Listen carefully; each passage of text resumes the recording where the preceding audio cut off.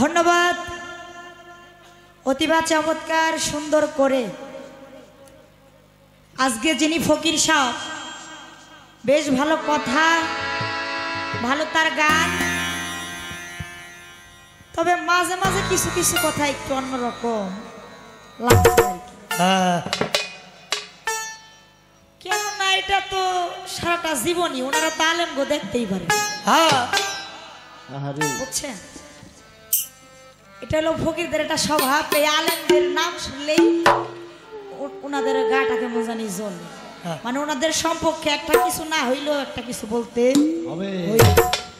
আচ্ছা বাবা, এই যে প্রশ্নগুলা করছে ভালো কথা, নামাজ নিয়ে কথা বলছে। আচ্ছা, এই যে শরীয়তে আমরা 5 ওয়াক্ত পাঞ্জেগানা নামাজ, এটা আমাদের জন্য ফরজ হয়েছে না? কি ফরজ হয়েছে? 5 ওয়াক্ত পাঞ্জেগানা নামাজ এটা মুসলমানদের জন্য আল্লাহ পাক ফরজ ঘোষণা করেছে। তাহলে এই নামাজ পড়া এটা ভালো জিনিস, কিন্তু আপনি মারফত পাইছেন দেখে যে আমার শরীয়তের নামাজটা একেবারে বাদ দিয়ে ধুইবেন, তা তো চলবে না। হ্যাঁ, ওনারা মারিফতের নামাজ, ওজুদের নামাজ বারবার দেখাইতেছে, পড়াইতেছে। একটা গান গাইছে ভালো, কি গান? মারফত হইল ভেদের গুড়া, খুদার পরিচয় খুদা আল মারিফদে। কেন খুদা খালি আপনার মারিফদে আছে, দুনিয়ার আর কোনো জায়গায় খুদা নাই আছে? কি কোন আপনারা কথা বল না কেন? আপনিই তো গানে বলেছেন আলাকুল্লি শাহিন কাদির, আলাকুল্লি শাহিন মহিত। আল্লাহ পাক সর্ব জায়গা সর্ব ঘটে বিরাজিত বিরাজমান। তাইলে একটা কীট পতঙ্গ থেকে শুরু করে এই পৃথিবীতে যতগুলা সত্তা আছে প্রত্যেকটা বস্তুর ভিতরেই আমার আল্লাহ আছে। কি আছে না? আপনি যেই যে বাসত করে নিছেন যে খুদা খালি মারিফতেই রয় না, খুদা আমার শরীয়তেও আছে। আমার খুদা আমার আল্লাহ শরীয়তের যে ইবাদত বন্দেগী যাহা করার জন্য আদেশ করলো, আমার রাসূলের মাধ্যম দিয়ে আসলো, এই নামাজটা আপনারা বিশ্বাসী করেন। এই নামাজের প্রতি যদি ভক্তি, একটা বিশ্বাস, প্রেম জাগ্রত হয়, তবে সেই নামাজ পড়লে ওটার মধ্যে কিছু পাইবেন, তাছাড়া পাইবেন না। প্রত্যেকটা মানুষরে হাত তুলা ইয়া করাইলেন কি যে আপনারা কারা কারা এই 5 ওয়াক্ত পাঞ্জেগানা নামাজ পড়ে আল্লাহ দেখছেন, একটু হাত তুলেন তো। এই ফকির সাহেব, ফকির শব্দের অর্থ আমি জানি জ্ঞানী, আপনি এই জ্ঞান নিয়ে চলেন না। যারা আল্লাহ দেখছে তারা কোনোদিন কইব নাকি যে দেখে সে কখনো বলে না। আল্লাহ দেখা যায়, কাউরে দেখানো যায়। 5 ওয়াক্ত পাঞ্জেগানা নামাজ পড়েন, এটার প্রতি ভক্তি বিশ্বাস আনেন, তাইলে বুঝবেন যে এটার মধ্যে কি বিষয় আছে। ওখানে দেখা যায় কিন্তু কাউকে দেখানো যায় না, আর যারা দেখে তারা চিল্লাই চিল্লাই কইব যে আমি দেখছি নাকি। এই যে 5 ওয়াক্ত পাঞ্জেগানা নামাজ আমার আল্লাহ থেকে আমার দয়াল নবী এটা আনছে বকশিশ স্বরূপ তার উম্মতের জন্য। আচ্ছা বাবা, আমার দয়াল নবী নামাজ পড়ছে না? হ্যাঁ পড়ছে। 5 ওয়াক্ত পাঞ্জেগানা নামাজ আমার দয়াল নবী পড়েছে। মাওলা আলী পড়ছে না? পড়েছে। পড়েছে। বড় পীর আব্দুল কাদের জিলানী নামাজ পড়ে নাই? আমার খাজা বাবা মাইনুদ্দিন চিশতি নামাজ পড়ে নাই? পড়ছে। আপনি ভান্ডার শরীফে যাবেন, তারাও কিন্তু নামাজ পড়ে। পরিয়াবর দরবার শরীফে যাবেন, তারাও নামাজ পড়ে। ওই জিটকা শরীফে যতগুলা দরবারে যাবেন, হ্যাঁ, ওইখান দিয়ে যতগুলা দরবারে গান করি, এই আজানের সময় যে বিরতি হয়, তারা নামাজের জন্য ডাকে এবং সেখানেই নামাজের জামাত শুরু হয়। এরকম অনেক দরবার আছে, প্রত্যেকটা দরবারেই এই নামাজ তারা পড়ে এবং প্রত্যেকটা মাজার দরবারের পাশে একটা করে মসজিদ ঘর। হ্যাঁ, সিঙ্গার আজিমপুর রশিদ চাঁদের দরবারে যাবেন, ওই জায়গায় মসজিদ ঘর। আপনি কোন কি আর কার কাছে কি কোন? নামাজ ছাড়া কোনো কায়দা নাই। শাহালি বাবার দরবারে যাবেন, মাজারের পাশেই মসজিদ করা আছে। কেন? মসজিদ করার উদ্দেশ্যটাই তো সেখানে নামাজ আদায় করা নাকি। তাহলে সবাই, সমস্ত ওলিয়া উলিয়ারা যদি নামাজ পড়তে পারে, আমার দয়াল নবী থেকে শুরু করে, হ্যাঁ, বড় পীর আব্দুল কাদের জিলানী, খাজা বাবা, যতগুলা দরবার আছে প্রত্যেকটা দরবারেই যদি নামাজ পড়ে, তাইলে আপনার নামাজটা পড়তে দোষ। আপনি গান গাইলেন, সেটা কি গান? যে দেখা শুনে না পড়িলে তার ইসলাম কবুল হবে। অজুদে কোথায় আছে দেখো, এই পঞ্চবেনা, খালি ওজুদের এই পঞ্চবেনা। আপনারা ওই যে ধ্যান যুগে দিলেন নামাজ একটা পাইছেন পর্দা মতো কথা, এইটা পড়েন, কিন্তু এই যে 5 ওয়াক্ত পাঞ্জেগানা নামাজ আসলে তাল শীতে ভরা আপনারা। এই যে মাঘ মাসে শীত, এই শীতের মধ্যে ফজর ওয়াক্তে যারা ঘুম থেকে জাগ্রত হয়ে কনকনে শীতে ওযু কইরা নামাজ আদায় করে এরাই বুঝে। তবে যদিও কষ্ট বাবা কোনো কিছু কি সহজে পাওয়া যায় না, না, আল্লাহরে পাইতে গেলে কষ্ট করতে হয়। আর যারা ওই কষ্ট করে নামাজ আদায় করলো, আমার দয়াল নবী তার প্রতি খুশি হইল, আমার আল্লাহও তার প্রতি খুশি হইল। আমার দয়াল নবী দেখে যে তার উম্মত তার আদেশ কি সুন্দরভাবে পালন করতেছে। এই হজ যাকাত নামাজ রোজা সবাই তো আদায় করছে, আপনার এখানে পড়তে সমস্যাটা। তাই এই নামাজ এটা কি আমরা আলেমরা বানায় নিছি, শরীয়তের মানুষ পড়তে মতো বানায় নিছে? না, এটা আদেশ করেছে কে? আমার দয়াল নবী তার উম্মতদেরকে পড়তে বলছে এবং সে নিজেও পড়ছে। এখান থেকে একটা গান আমার রশিদ জান কি বলেছে একটু শোনাই। ওরে হজ যাকাতের নামাজ রোজা,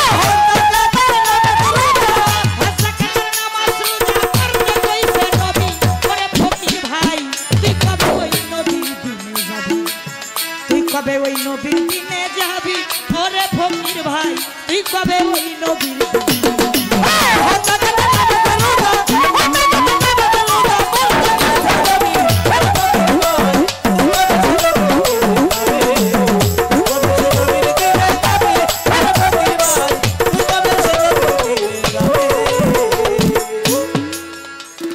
আমাদের মাঝে উপস্থিত হয়েছেন সেবা ক্যাফেটের সম্মানিত ম্যানেজার আমার জনাব আসলাম খান সাহেব। দাদা ভাইয়ের প্রতি আমি সালাম রাখছি, আসসালামু আলাইকুম। তার সাথে আরো যারা আসছে প্রত্যেকের প্রতি আমার সালাম, শ্রদ্ধা, ভালোবাসা।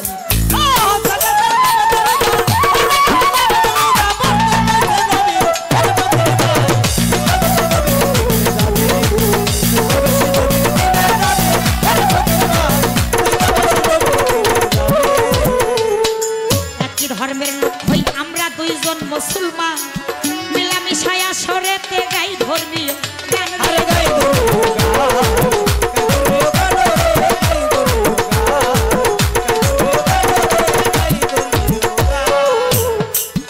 দরদিরে একই ধর্মের লোক হই আমরা দুইজন মুসলমান, ওরা মিলামিশায়া সরেতে গাই ধর্মীয় গান।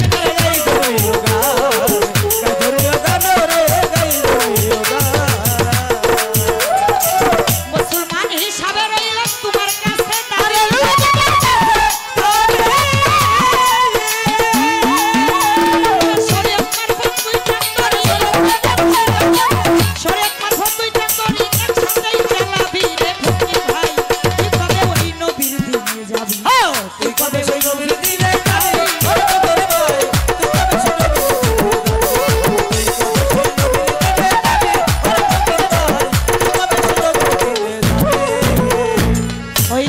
চর্চা যতই করো আমার নাইবা কোনো ব্যথা, খাটি আলেম হইয়া জানাইতাছি হক হালালি কথা।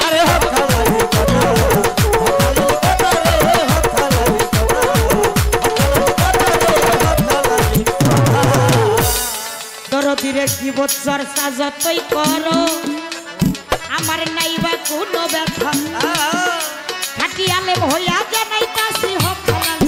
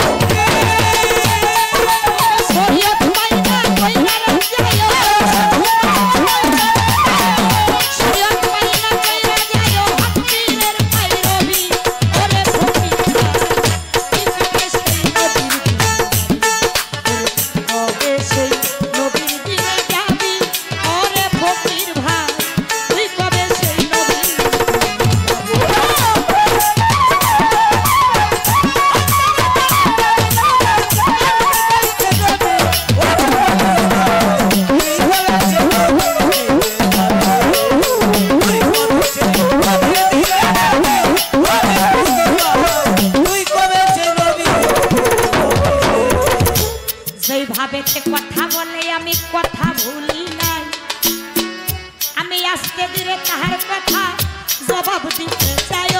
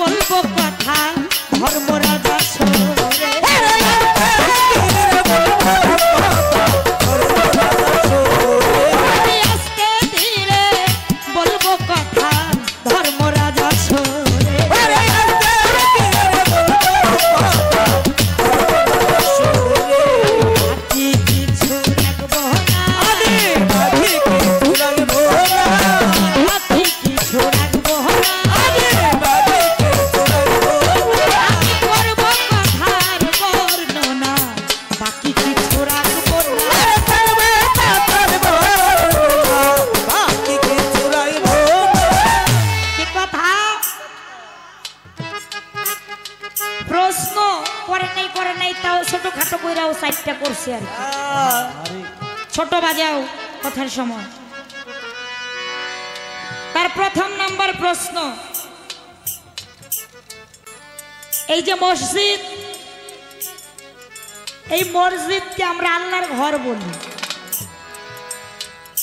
সে বাড়ি দিয়ে কইলেন যে মসজিদ এটা আল্লাহর ঘর নাকি? কয় মসজিদ বানাইছে ইট বালু সিমেন্ট দিয়ে রাজমিস্ত্রিরা। বলছে না? ইট বালু সিমেন্ট দিয়ে রাজমিস্ত্রিরা বানাইছে। এটা আল্লাহর ইবাদতের ঘর হইতে পারে, আল্লাহর ঘর হইতে পারে না। আচ্ছা বাবা, যেখানে আল্লাহর ইবাদত হয় ওখানেই তো আল্লাহ রাজি খুশি থাকে নাকি? যেখানে আল্লাহর ইবাদত হয় ওখানেই আল্লাহ রাজি খুশি থাকে, ওখানে আল্লাহও থাকে। তাহলে মসজিদ ঘর আল্লাহর ঘর কইলে জায়গায় দোষের কি? এই মসজিদ ঘর আল্লাহর ঘর কইলে আপনার সমস্যাটা? হ্যাঁ, প্রশ্ন করেছে যে কাবা শরীফ বলা হয়, কোরআন শরীফ বলা হয়, হজ শরীফ বলা হয়, এই যে মসজিদ ঘরকে মসজিদ শরীফ বলা হয় না, কারণ শরীফ শব্দের অর্থ কি? পবিত্র। আচ্ছা বাবা, এই কাবা ঘরটাই তো আগে মূল মসজিদ, আল্লাহর ঘর নাকি? এই কাবা ঘর থেকেই ওই সূত্রপাত, ধারাবাহিকতায় সারা বহির্বিশ্বে যত মসজিদ আছে হইছে। এখন কাবা শরীফকে যদি কাবা শরীফ বলা হয়, তাইলে এই সমস্ত ওই মসজিদ ঘরকে আর আলাদা শরীফ লাগানোর কোনো প্রয়োজন পড়ে না। কেননা ওইটা এমনিতেই বোঝা যায় যে ওইটাও আল্লাহর ঘর, ওই পবিত্র। কেননা যেখানে আল্লাহর ইবাদত করা হয়, যাহাকে আল্লাহর ঘর বলা হয়, সেটা কখনোই অপবিত্র হইতে পারে না। সেজন্য এখানে এক্সট্রা করে শরীফ লাগানোর কিছু নাই। কেননা এই যে মাটি বালু তৈরি হয়েছে, আপনি যেটাকে একটা অন্যরকম করে দেখলেন, যেটা রাজমিস্ত্রিরা তৈরি করছে, বাবা মাটি এটা কে সৃষ্টি করছে? আল্লাহ করছে না? এই যে এই মাটির থেকেই তো ইট হয় নাকি? এটা আল্লাহর সৃষ্টি। এই মাটি কি আমরা তৈরি করতে পারব? আমাদের মতো মানুষের ক্ষমতা আছে? নাই। এই যে রড বলে, এটা তো একটা ধাতু। যত ধাতু শক্তি, যত বিষয়গুলো আসছে, লোহা, এটা তো আল্লাহর শক্তিতে এটা তৈরি হয়েছে নাকি? তাহলে এটা কি মানুষ বানাইছে নাকি?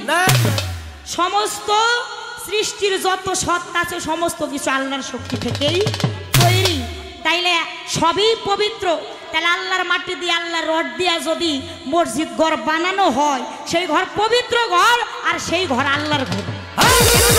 এই বলেছে তার পবিত্র কোরআনে, আলা কুল্লি শাইন কাদের আলা কুল্লি শাইন, বলে আল্লাহ সর্ব জায়গায় সর্বঘটে বিরাজ। তো গেল আপনার মসজিদ শরীফের বিষয়টা।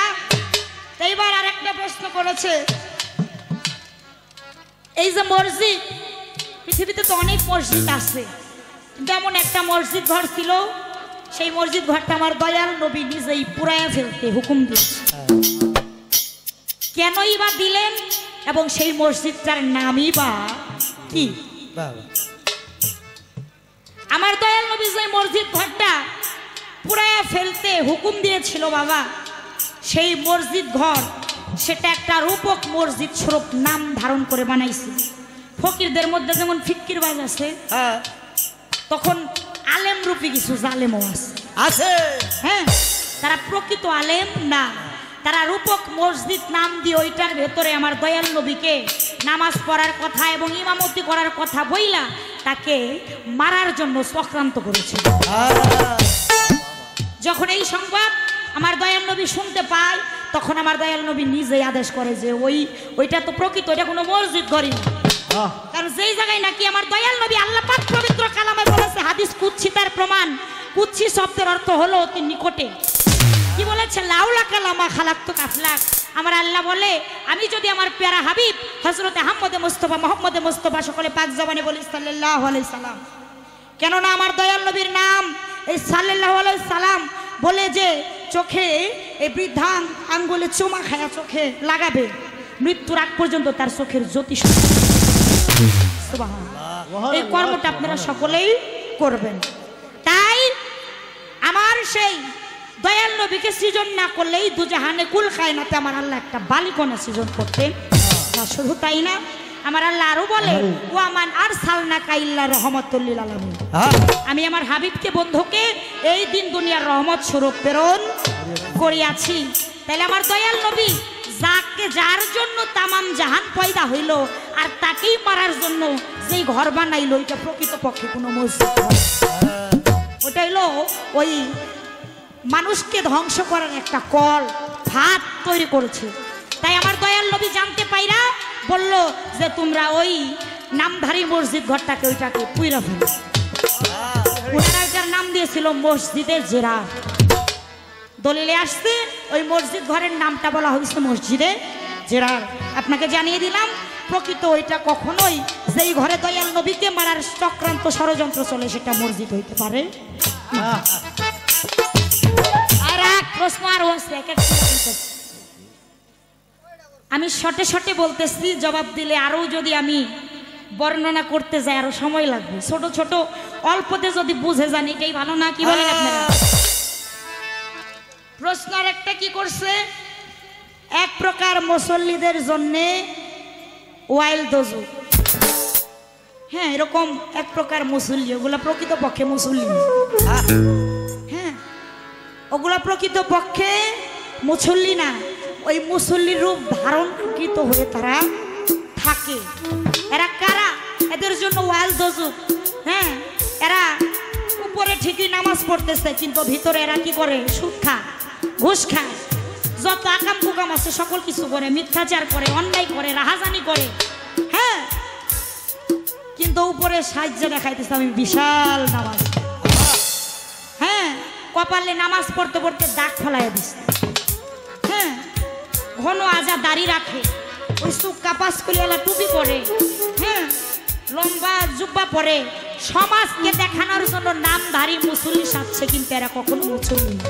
এরা আলেম নামে জালেম সাজছে। এরা প্রকৃত জালেম। যারা সুদ ঘুষ খায় ওরা নামাজ পড়ে ফাঁসি দিয়ে মরে গেল কি আল্লাহ পাক কবুল করবে? এরকম যারা আল্লাহর নামে এই নিজেকে অনেক কিছু মনে করে রূপক হয়ে আছে, কিন্তু প্রকৃতপক্ষে ওরা মুসল্লি না। আর ওই সমস্ত মানুষের জন্যই আল্লাহ পাক বলেছে যে ওদের জন্যই ওয়াল দোজখ। এখন এটা একটু মুসল্লিদের নাম ধারণ করছে, ওনার খুব জুইত হইছে যে ফকির গো কথা তো কই নাই। আপনি চিন্তার কারণ কইরেন না, আর এত নিশ্চিন্তেও থাইকেন না। ফকিরদের নাম কই নাই, কিন্তু ওই যারা ফকির সাইজা উপরে আর ভিতরে ঘরে বন্ডামি, ওদের আর বড় ওয়াইল দোজখ। হ্যাঁ, ইহাও কোরআনে আছে। কেননা উপরে সাজলো আল্লাহর নামে ফকির, আসলে পুরাটাই ভক্করবাস, পুরাটাই ও ভক্করবাস। ওদের জন্য কঠিন সাজা আল্লাহর দরবারে আছে, সেটা যেই হোক। কেননা সাজা করার মতো কর্ম কুকর্ম করলে সে সাজা পাবেই। এটা হোক সে লেবাসধারী আলেম, হোক সে লেবাসধারী ফকির, কারোর মাপ নাই। এবার আইসা আজান অবস্থাটা প্রশ্ন করে আবার কয় কি একটা মেশাল দিছে ভালো। কয় এক মহিলা সতীনের সন্তান রে কুলে করে নিয়ে যাইতেছে আর নিজের প্যাটের ধারে গাড় ধরে আটাই নিতেছে। এক মহিলা দিয়ে কই বুঝিল করছস কি তুই তোর সতীনের পোলায় তাদর করে কুলে নিতেছস আর নিজের পেটের দ্বারে ঘাড় ধরে হাঁটাই নিতেছস ধরে শুনি সতীনের লগে থাকে শত্রুতা আর তুই সতীনের পোলার এত আদর করতেছস আর ওই মহিলা কয় এটা বুঝবি না এই যে কুলে নিতেছি এর মধ্যে আমার একটা শত্রুতা আছে কই কি ওরা কুলে নিতেছি ওরা কুলে নিয়ে এলে আমি ওরা কুইরা বানাইতেছি আদর বানাইতেছি আর আমার পেটের যে ওরে আমি এই যে হাঁটাই নিতেছি কেন ওরা এখন থেকে পাকাপোক্ত ভাবে আমি হাঁটা শিখাইতেছি হ্যাঁ ওরে শক্ত বানাইতেছি আমার বাবাজি বললেন যে আমি রশিদ চন্দ্র সর্বশেষ ছাত্র আর আমার বাবাজি হলো প্রথম ভাগের ছাত্র তাহলে প্রথমকার চালান তার কাছে আর শেষ ভাগের চালান আমার কাছে তাই তো হ্যাঁ তবে শেষ ভালো যার সব ভালোই তো তবে হ্যাঁ আমার রশিদ চান পর্দা নিয়েছে কিন্তু সে প্রথম জায়গার এখন সে অবর্তমানে সে ওই আমার রশিদ চাঁদের দায়িত্বটা পালন করতেছে তাই বলতেছে যে আমি যদিও কাছের কিন্তু তাই বললে আমারে খাতির করবো না আমারে ওই যে গাড় ধরে হাঁটাইতেছে মানে আমার হাঁটা শক্ত করে হাঁটাইতে আমিও চাই আপনি আমারে সাইরেন না কইলেন আজকে কোনো সারাসারি নাই খাতির নাই আমিও চাই আপনি আমারে সাইরেন না আপনি আমারে ধরার মতো ধরেন ধরার মতো আঁকড়াইয়া ধরলেই তো একটা কিছু নাকি আর সাইরা গেলে তো সাইরাই দিলেন তাইলে তো হইল না আমিও চাই খবরদার সাইরেন না কিন্তু ধরার মতো ধরি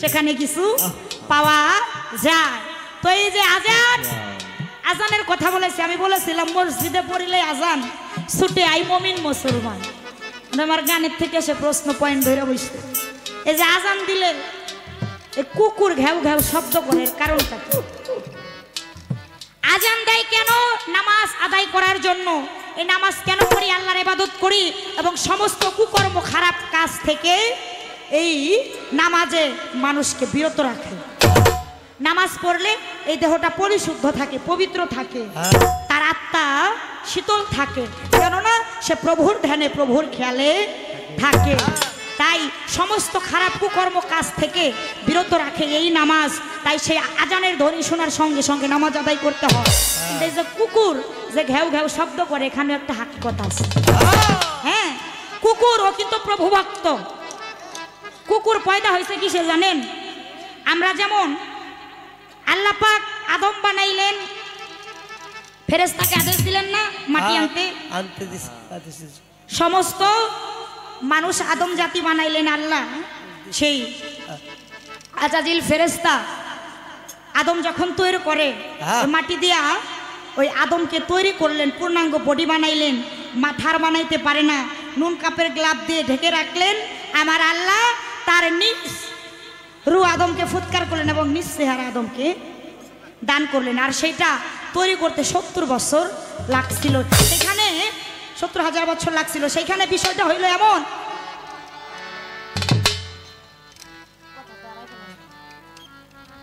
এই যে আদমকে যে তৈরি করলো আদমকে যে বানাইলো ওই আদম বানায় কিছু মাটি বেশি হয়েছিল কিছু মাটি বেশি হয়েছিল ওই কিছু মাটি দিয়ে হ্যাঁ আল্লাহ পাক কিছু কিছু বিষয় তৈরি করেছে যেমন মসজিদ ঘর বানাইছে আরো কিছু মাটি ছিল সেই কিছু মাটি দিয়ে সেই আদমের থেকে বাঁচছে সেখান থেকে কুকুর তৈরি করেছে সেই কারণে কুকুর সব চাইতে প্রভু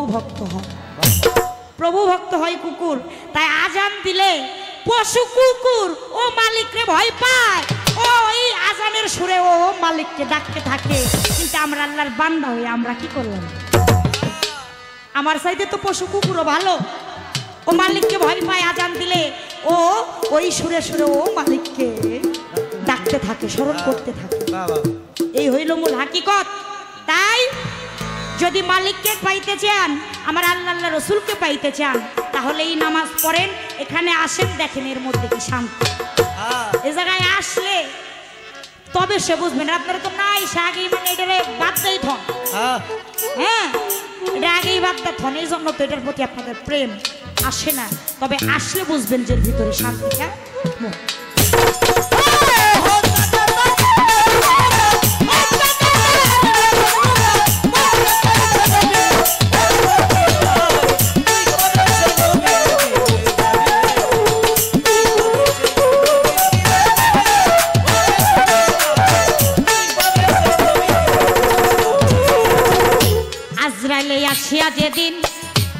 বাইন্ধা নিয়া যাবে যুক্তি দিয়া যুক্তি মিশাইবা পাপ মিশাইবা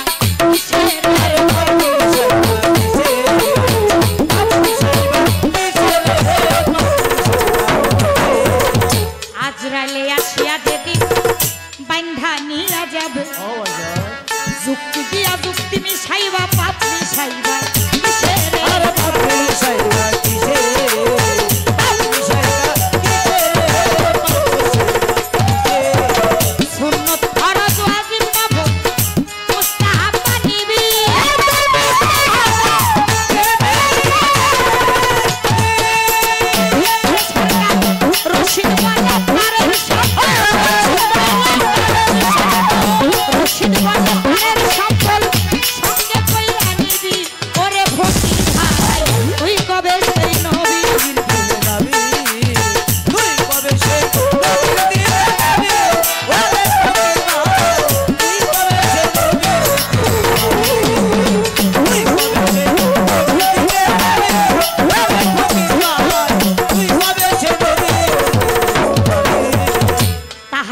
প্রশ্ন ছিল আমি কইরা দিলাম শেষ এইবার তাহার কাছে দুইটা কথা রাখিব বিশেষ ওরে এইবার তারে জিজ্ঞাসা করে লাগে না জল দৌড়া দৌড়ি এইবার তারে প্রশ্ন করি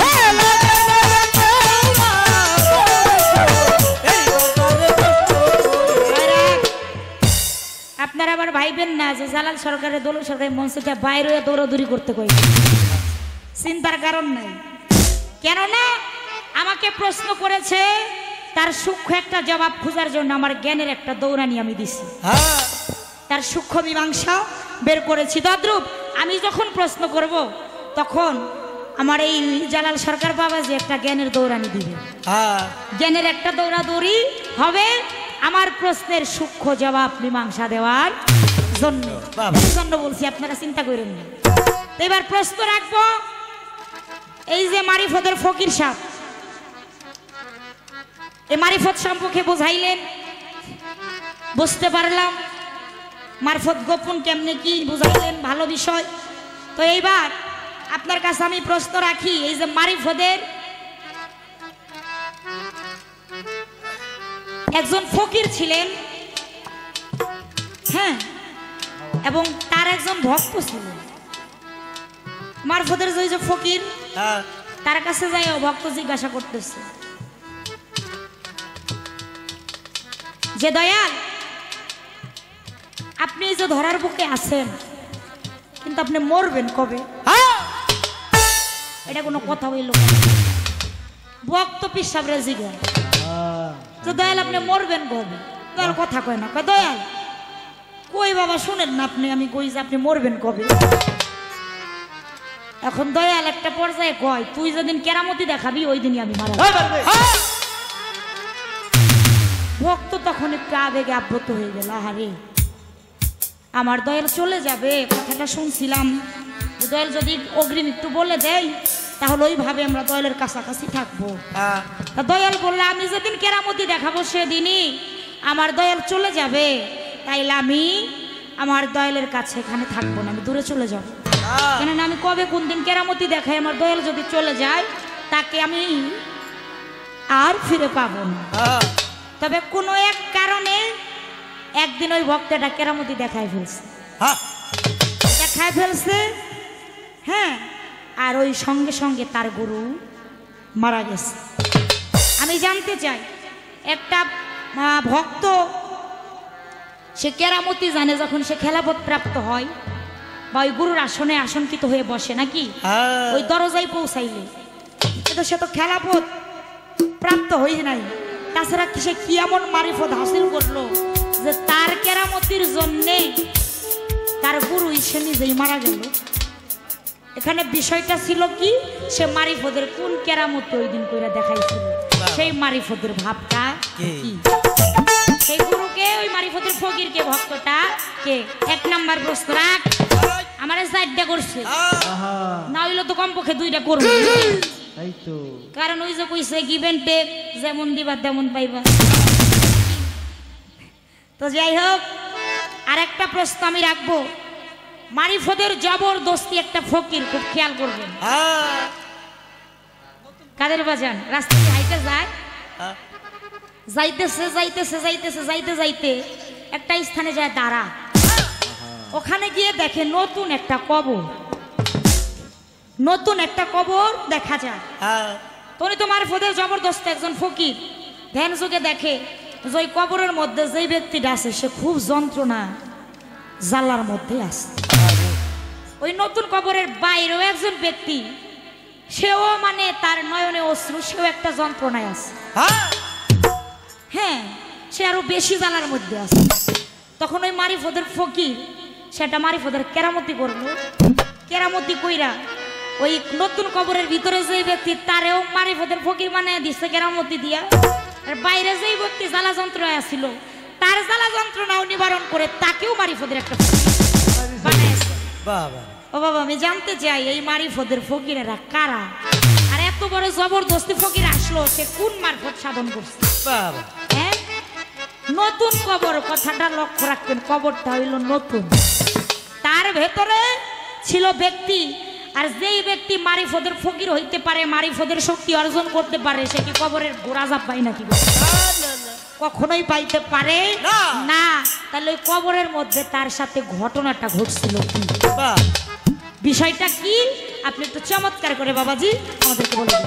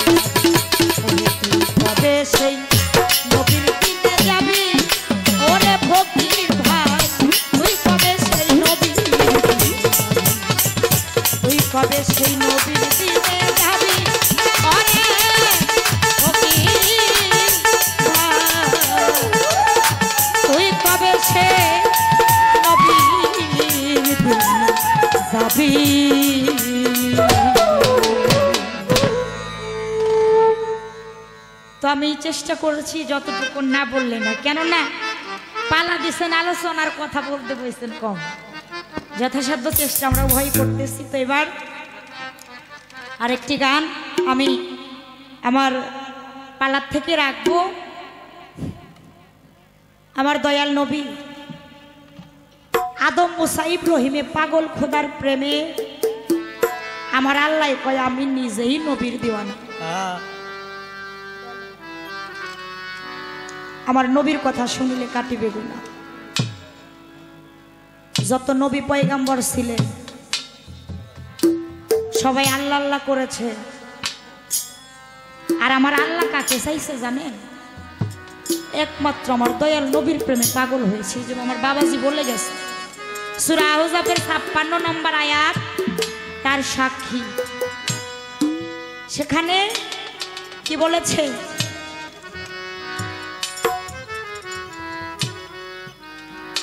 যে আমার আল্লাহ পাক লাক্ষাধিক ফেরেশতাকে নিয়ে আমার দয়াল নবী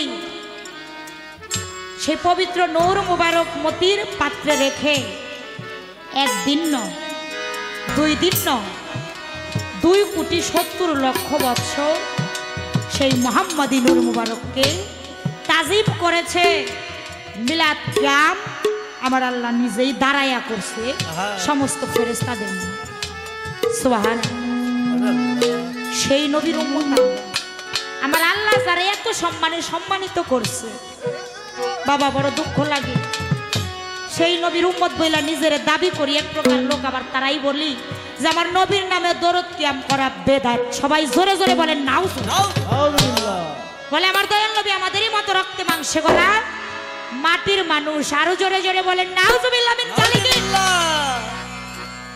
ও বাবা, আমার দয়াল নবী যে নূরের তৈরি তার অনেক প্রমাণ দলিলে আছে।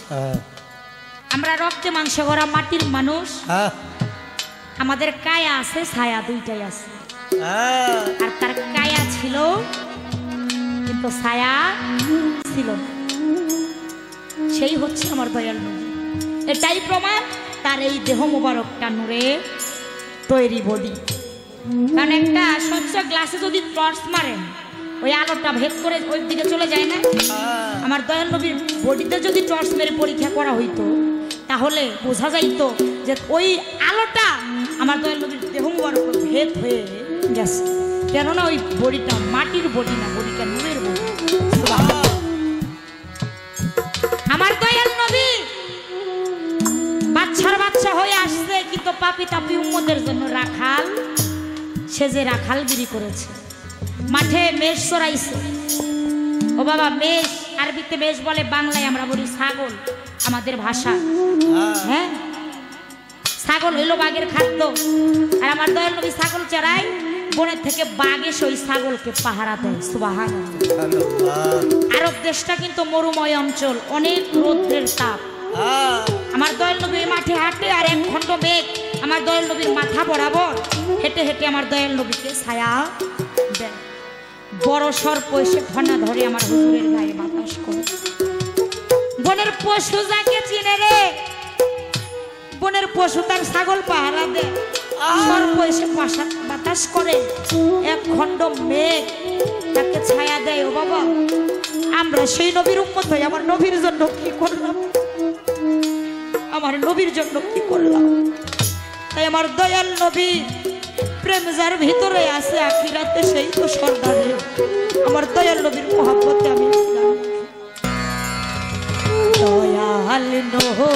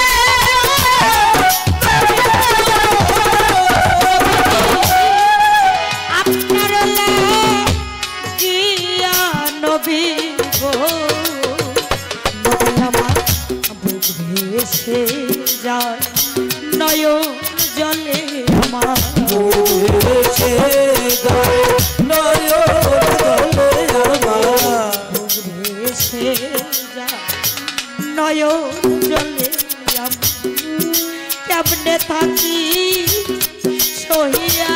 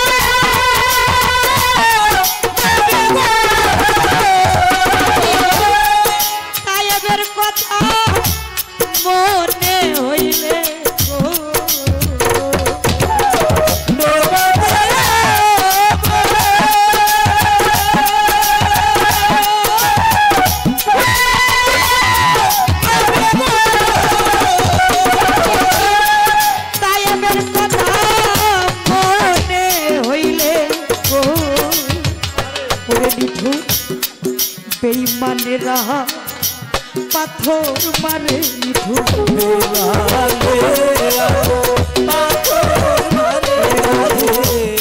ওই বেদিনেরা পাথর মারে আমার নবী, রক্তে জড়ো জড়ো যাই হইয়া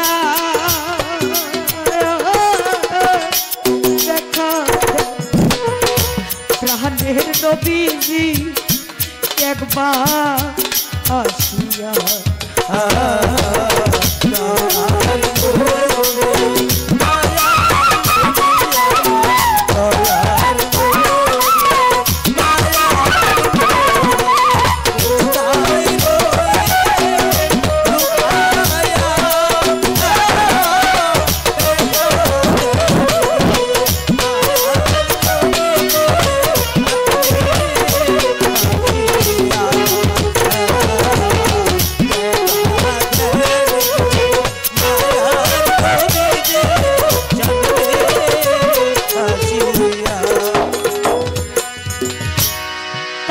কথা মনে হইল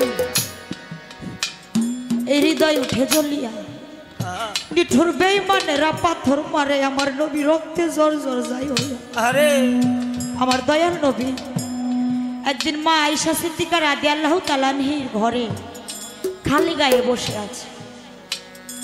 মা আয়েশা সিদ্দিকা রাদিয়াল্লাহু তাআলা আনহা আমার হুজুর পাককে ডেকে ডেকে বলে, হুজুর গো, আপনার কি কোনোদিন বসন্ত রোগ হয়েছিল হুজুর? আমার দয়াল নবী বলেন, না তো আয়েশা, আমার তো কোনোদিন কখনো বসন্ত রোগ হয় নাই। মা আয়েশা বলে, হুজুর আপনার গায়ে কালো কালো খুচো খুচো দাগ, এই যে দাগগুলো কিসে? এইরকম দাগ তো যাদের বসন্ত রোগ হয় ওই রোগটা সেরে যায়, কিন্তু ওই চিহ্নগুলো মানুষের দেহ থেকেই যায়।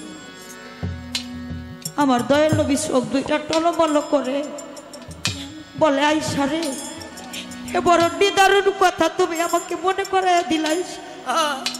ও আয়েশা, তুমি কি জানো আমি যখন আল্লাহর হুকুম ওই তায়েব শহরে গিয়েছিলাম তায়েববাসীকে কালেমার দাওয়াত দেওয়ার জন্য, তায়েববাসীরা সেদিন আমাকে ভুল বুঝে, আমাকে না বুঝে এমন ভাবে আমার গায়ে পাথর ছুঁড়ে মেরেছিল রে আয়েশা। আকাশ থেকে বৃষ্টি ঝরে, বৃষ্টির পানি ফোটাই ফোটাই সর্ব অঙ্গে ঝরে পড়ে। ওই বৃষ্টির মতো মাথা থেকে পা পর্যন্ত সর্ব অঙ্গে ওই পাথরগুলো ঝরে পড়েছে, আমার দেহ রক্তে জর্জরিত হয়ে গেছে। ও আয়েশা, ওই তায়েববাসীদের দেওয়া পাথরের আঘাতগুলো আজও অবধি আমার গায়ে এই খোঁচো খোঁচো কালো দাগ রূপে লেগে আছে। আমার দয়াল নবী কত দয়ার শরীর দেখে। তায়েববাসীরা যখন আমার দয়াল নবীকে ভুল বুঝে আঘাত করেছিল, আমার আল্লাহ জিবরাইল আমিনকে দিয়ে সংবাদ পাঠাইছিল, হে জিবরাইল আমার বন্ধুরে যায় বললো, আমার দোস্ত যদি বলে আমি এখনই এই তায়েব শহরটাকে ধ্বংস করে দিব। এই কথা শুনে আমার দয়াল নবী সঙ্গে সঙ্গে আল্লাহর দরবারে সেজদায় পড়ে বলেছিল, মাওলা রে, এক কাজ আপনি কইরেন না। ও মাওলা, আপনি যদি এই তায়েববাসী ধ্বংস করে দেন, এই তায়েব শহর ধ্বংস করে দেন, আমি আমার কালেমার দাওয়াত তাদের কাছে, ওরা আমাকে একবার ফিরাইয়া দিছে, তাতে কি হয়েছে? ওরা যতবার আমাকে ফিরাইয়া দিবে আমি ততবারই ওদের কাছে যাব। যদি ওরা কোনো একটা লোক আমাকে বিশ্বাস করে আমার এই কালেমাটা পড়ে, কালেমা তাইয়্যিব লা ইলাহা ইল্লাল্লাহু মুহাম্মাদুর রাসূলুল্লাহ সাল্লাল্লাহু আলাইহি ওয়াসাল্লাম, তাহলে আমার এই দিন, আমার আল্লাহর দিন প্রচার করা হবে, আমার আর কোনো দুঃখ থাকবে। কত দয়ার শরীর দেখে। আমরা মানুষে যদি ইট ছুঁড়ে আমরা পাটকেল মারি আর পাথর মেরে রক্তে জর্জরিত করেছে, আল্লাহ নিজের রাগ হইয়া বলেছিল আমার দয়াল নবী চাইলে ধ্বংস করে দিবে, আর যারা আঘাত করলো তাদের জন্যই আল্লাহর দরবারে সেজদায় পড়ে পানাছে। এই হইল আমার দয়াল। আমার আল্লাহ যেমন ভালোবাসছে ঠিক তেমন পুরাও আমার দয়াল নবীরে দিচ্ছে। আমার দয়াল নবী একদিন সাহাবাদেরকে নিয়ে ঈদের দিন, ঈদের নামাজ শেষ করে সাহাবাদেরকে উদ্দেশ্য করে বলে, আজকে ঈদের দিন বড় আনন্দের দিন। আজকের এই দিনে যেই সন্তান বাবা মাকে নিজ হাতে গোসল করাই, নিজ নিজ হাতে বাবা মাকে নতুন জামা কাপড় পরাইয়া নিজ হাতে ওই মুখে সেমাই পায়েস খাওয়াইয়া দিবে, ওই চরণে কদম বসি করবে, সালাম করবে, সে সন্তান স্বয়ং জান্নাতের চৌকাঠে তার চুম্বন করা হবে। সুবহানাল্লাহ। আমার এই কথা দয়াল নবী বলে। 6 বছরের একটা বালক আমার হুজুরের কথা শুনে অঝরে কাঁদে। আমার দয়াল নবী বালকটার দিকে তাকায় বলে, বাবা তুমি কাঁদো কেন? আজকে তো ঈদের দিন, বড় আনন্দের দিন। ওই বালকটা কেঁদে কেঁদে বলে, হুজুর গো, আজকে ঈদের দিন, বড় আনন্দের দিন। ও হুজুর, এই ঈদের দিনে যেই 2 জন ব্যক্তিকে আপনি নিজ হাতে গোসল করানোর কথা বলতেছে, সেই 2 জন ব্যক্তিকে নিজ হাতে নতুন জামা কাপড় পরানোর কথা বলতেছে, সেই 2 জন ব্যক্তিকে নিজ হাতে মুখে মিষ্টি পায়েস তুলে দেওয়ার কথা বলে, ও হুজুর, ওই 2 জন ব্যক্তির একজন ব্যক্তিও আমার এই দুনিয়ায় মহাবের পরে বেঁচে। ও হুজুর, আমি কার চরণে গিয়ে কদম বসি করব, চুম্বন খাবো? আমার তো এই দুনিয়ায় মাও নাই, আমার তো এই দুনিয়ায় এই জগৎ যাই।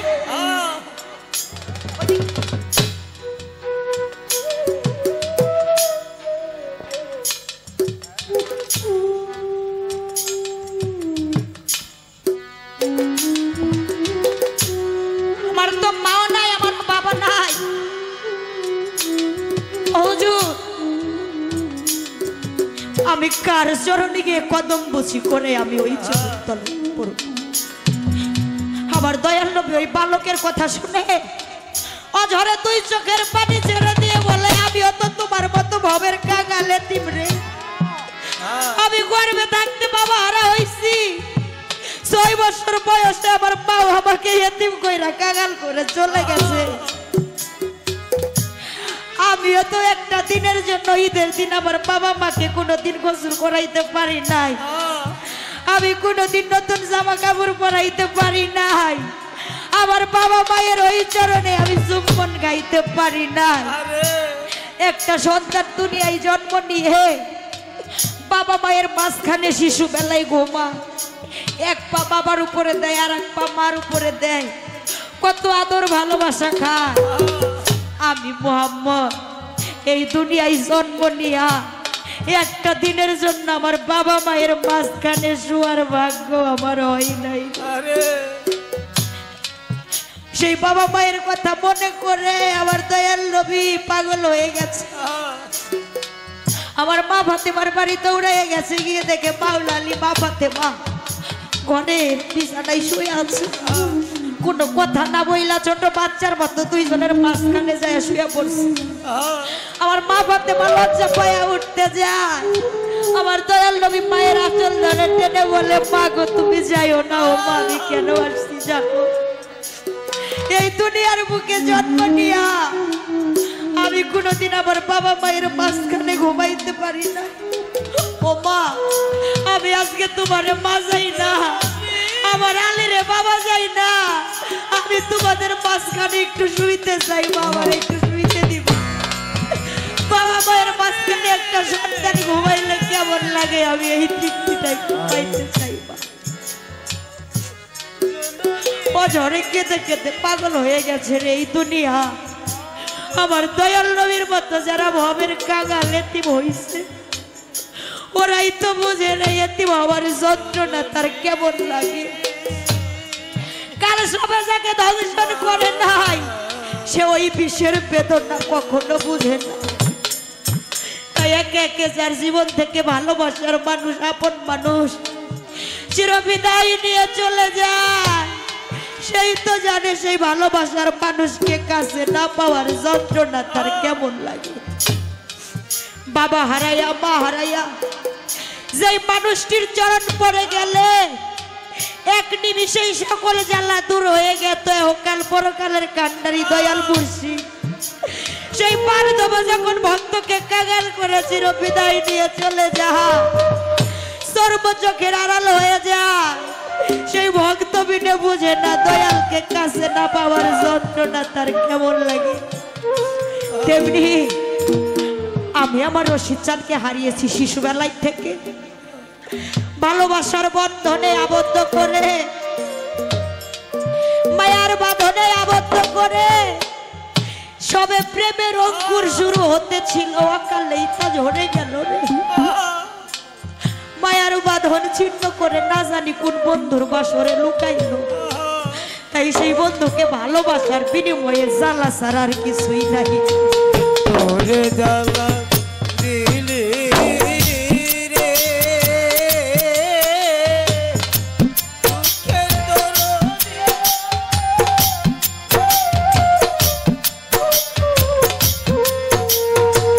তোরে জ্বালা দিলি রে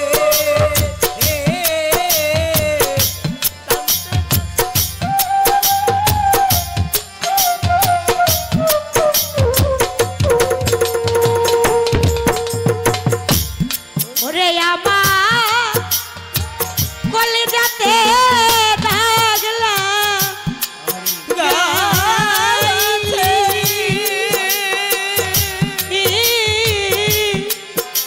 নিন্দার মালা গলায়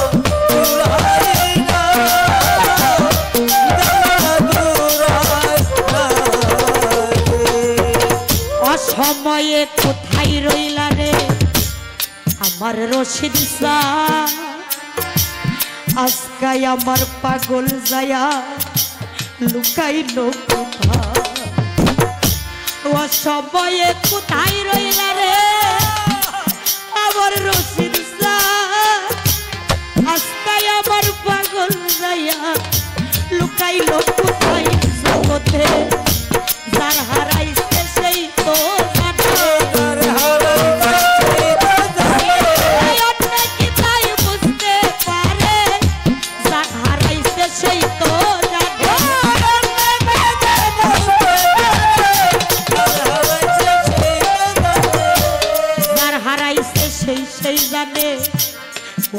জানে না জগতে হারানোর যে না ভবে কি যে যন্ত্রণা কতদিন হয় রশিদ জানে রে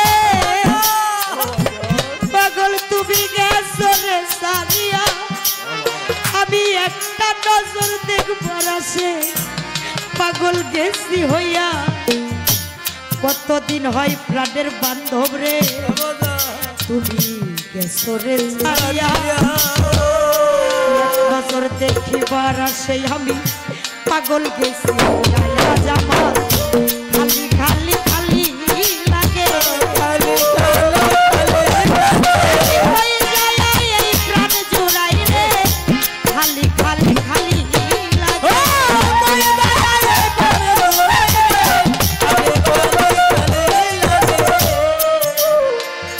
ওই ভাইয়ের জানে ভাইয়ের জ্বালারে যা মরছে জোরার ভাই ভাই সঙ্গে ইমাম হোসেন কারবালা পানি তো খাই ভাইয়ের জানে ভাইয়ের জ্বালারে তাদের বাজার জসিম বাজার যার মরছে জোরার ভাই আমার বিল্লাল পাগল ভাই সঙ্গে ইমাম হোসেন কারবালা পানি তো খাই নাই জগতে ভাইয়ে জানে ভাইয়ে ভাই সঙ্গে তোর কালা ভাইয়ে জানে ভাইয়ে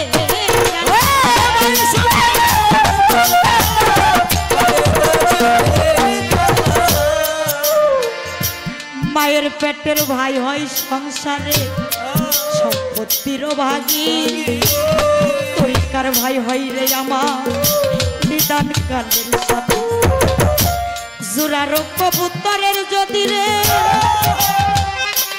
ওরে ধরো জোরা ভাই গেল তরিকার ভাই পুরাইয়া গেলে রে তেমনি দশা হয় জগতে তরিকার ভাই গলার তরিকার ভাই গলার ভাইয়ে ধরে ভাইয়ের গলা তরিকার ভাই গলা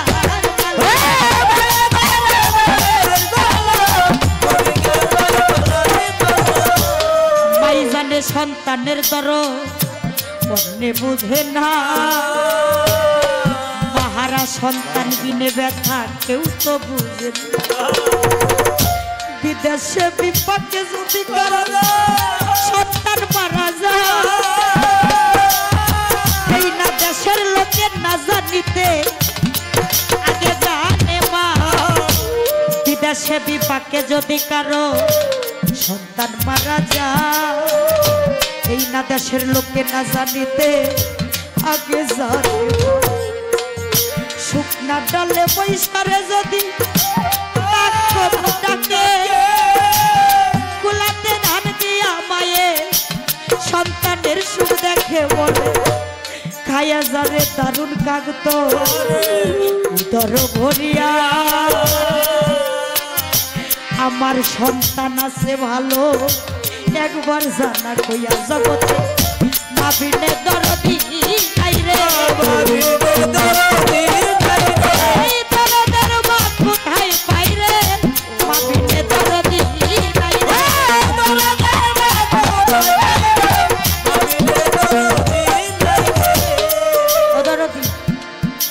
আমার দয়াল নবী সেদিন বাবা মা হারায়া ভবের কাঙা লেতিম হয়ে সেই মা হারানোর যন্ত্রণা কি সে বোঝে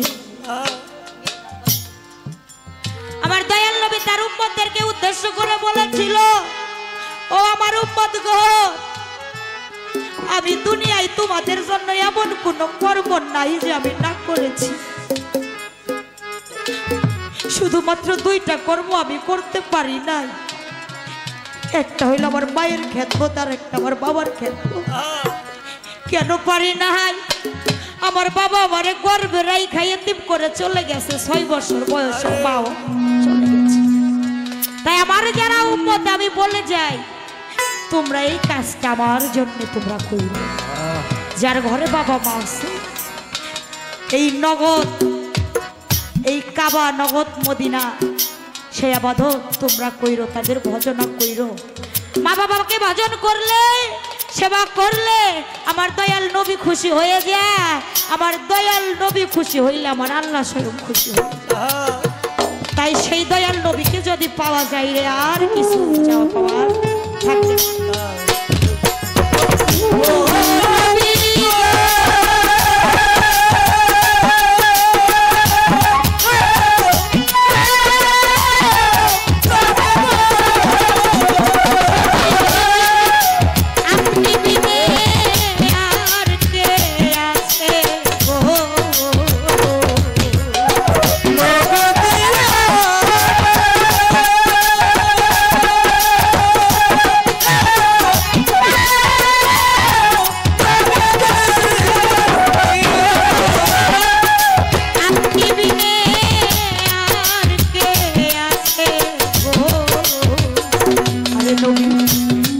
জাহান সাধু দেখা দিও,